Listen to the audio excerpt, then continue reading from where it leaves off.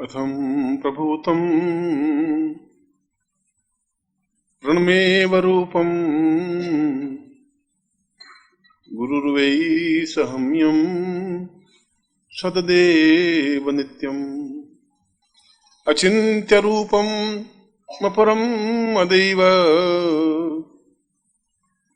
देव्यं परेशां प्रणमं परेशम्। शास्त्रों में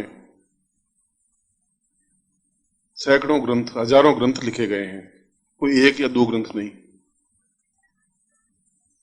जब चारों वेदों की रचना हुई तो उन वेदों को समझने के लिए उपनिषदों की रचना हुई, उपनिषद लिखे गए।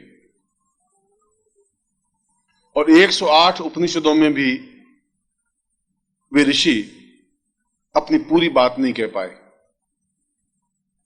उन 108 उपनिषदों की वजह से ही हमारे माला के मन के 108 होते हैं, इसलिए 108 की संख्या हम शुभ मानते हैं।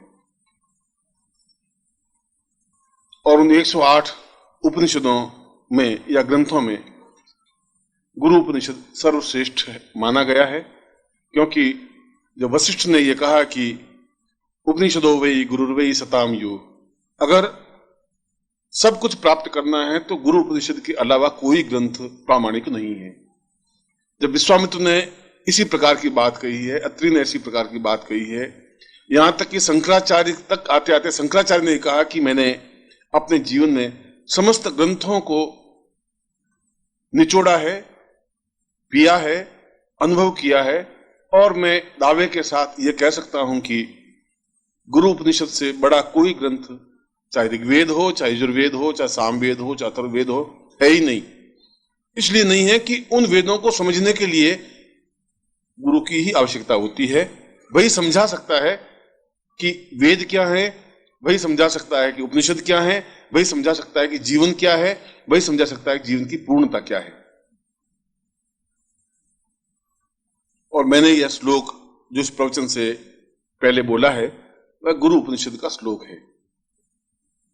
और इस श्लोक में बहुत ही उत्तम कोटि की बात कही गई है। उत्तम कोटि की बात इसलिए कि ठीक इसी श्लोक को शंकराचार्य ने भी कहा अपने शंकर भाष्य में, जो उनका सर्वश्रेष्ठ ग्रंथ है और जिसको आज पूरा संसार, उनकी फ्रेंच में अनुवाद हुआ है, उसका इंग्लिश में अनुवाद हुआ है, उसका सभी भाषाओं में अनुवाद हुआ है। कठिन ग्रंथ है, फिर भी इस बात को स्वीकार किया है अंग्रेज विद्वानों ने और अमेरिकन ने और फ्रांस ने और जर्मनी ने भी, जापान ने भी, कि इसमें जो कुछ तथ्य है वो अपने आप में अद्वितीय है।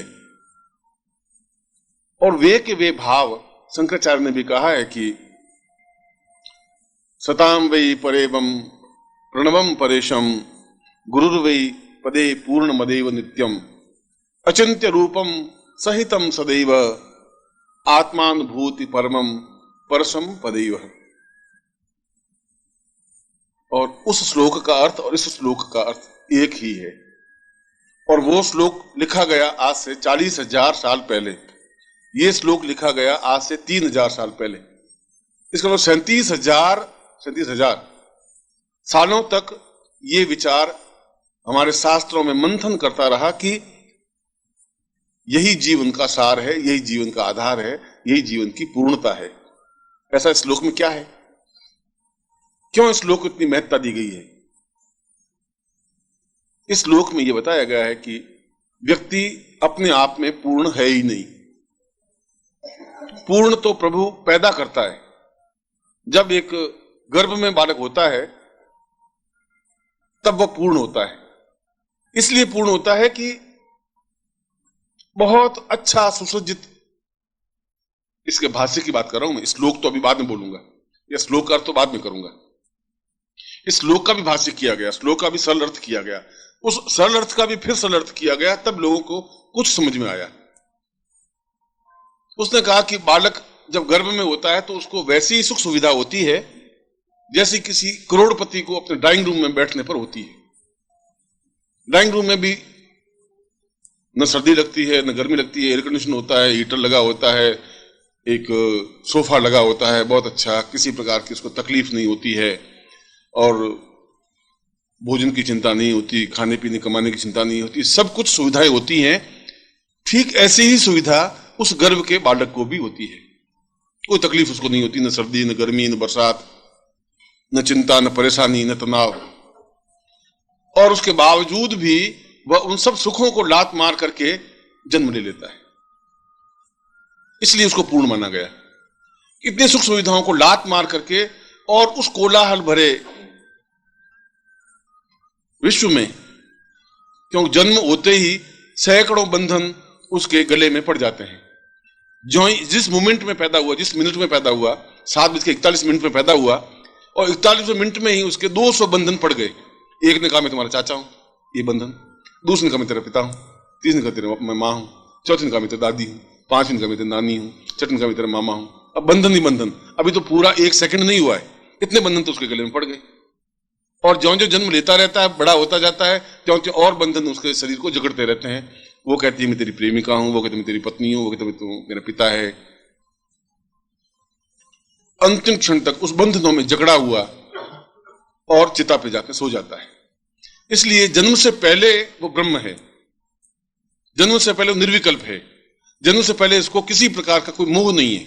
मोह नहीं है, इसीलिए उस सुख सुविधाओं को, उस आनंद को, इसलिए उस गर्भ के बालक को ब्रह्म कहा गया है।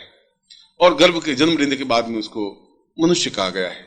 इसीलिए उस क्षण जब जन्म लेता है, तो एक क्षण में जब उस वातावरण से इस वातावरण में आता है, उस उन्मुक्त भाव से जब बंधन के भाव में आता है, तो बहुत व्यथित होता है, बहुत दुखी होता है, रोने लग जाता है, चिल्लाने लग जाता है, चीखने लग जाता है।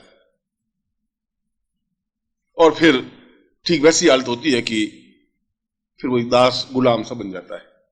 एक जंगल के शेर को पकड़ करके लाए और पिंजरे में डाले, ताजा बिल्कुल शेर जंगल से, तो बहुत चीखता है, हुंकार भरता है, सींग से तोड़ने की कोशिश करता है, उछलता है, कूदता है, रोता है, चीखता है, उसके बाद शांत हो जाता है।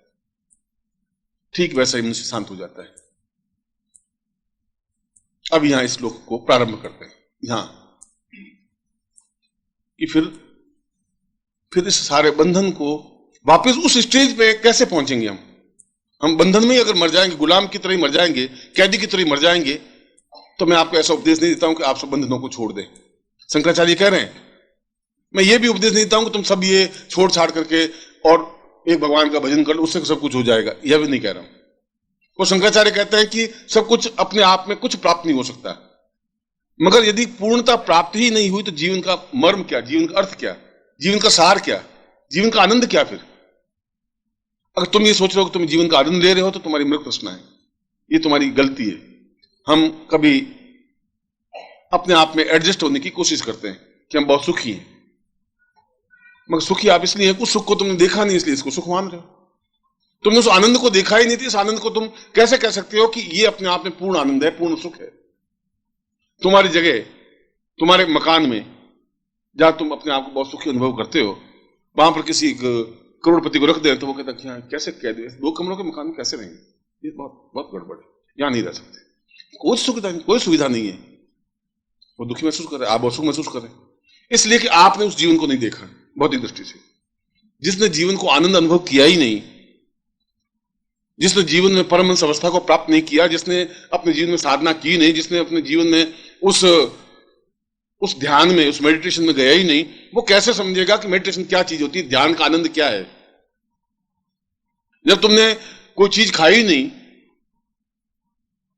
तो उस चीज का आनंद भी आप कैसे अनुभव कर सकते हैं, वर्णन कैसे कर सकते हैं? जिसने अपनी मिठाई नहीं खाई तो मिठाई का वर्णन नहीं कर सकता, खाने के बाद कह सकता है कि अच्छा है बुरा है। इस श्लोक के पहले अर्थ में कहा है कि यह सार तत्व, क्योंकि उस बंधन से उस आनंद तक पहुंचने की जो क्रिया है, अगर वो प्राप्त नहीं हुई तो फिर जीवन व्यर्थ है, फिर तो कीड़े मकोड़ों वाला जीवन है जो हर एक जी लेता है। तुम जीवन जी नहीं रहे हो, तुम भोग रहे हो, ये अंतर है। मैं जीवन जी रहा हूं, तुम भोग रहे हो, ये डिफरेंस है। भोगने और जीने में अंतर यह है कि तुम हर हालत में दुखी होते रहते हो। नौकरी में 4 दिन नहीं गए तो घबराहट की गवर्नमेंट, वो क्या करेगा अफसर। पत्नी जोर से बोली तो घबराहट, 2 दिन पत्नी नहीं बोले तो भी घबराहट, क्या हो गया इसको। हम पूछें भाई तेरी तकलीफ क्या है, तुम क्यों नहीं बोल रही है, काय की गुस्सा हो गई है, तो तकलीफ, बोले तो तकलीफ, नहीं बोले तो तकलीफ, संतान हो तो तकलीफ, संतान नहीं हो तो तकलीफ। बुढ़े माँ बाप घर में हो तो तकलीफ। ओम परम तत्वाय नारायणाय गुरुभ्यो नमः। ओम ह्रीं मम प्राण देह रोम प्रतिरोम चैतन्य जाग्रय ह्रीं ओम नमः। ओम भूर्भुवः स्वः तत्सवितुर्वरेण्यं भर्गो देवस्य धीमहि धियो यो नः प्रचोदयात्।